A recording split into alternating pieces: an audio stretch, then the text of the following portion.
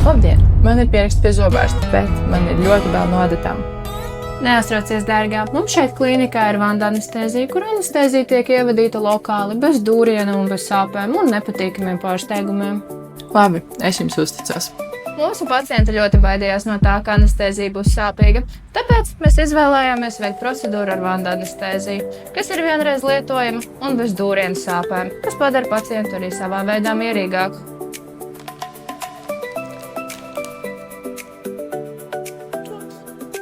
Jūtāt kaut ko?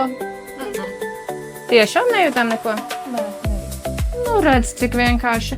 Vanda anestēzija ir kā pilspalva, neko nevar just. Es esmu patīkami pārsteigta, cik mierīgi noritēja šī vizīte. Vai es varētu pierakstīt savu māsu pie zobārsta? Jā, protams, jūs to varat arī droši darīt mūsu mājaslapā diennaktzobarstniecība.lv attālināti.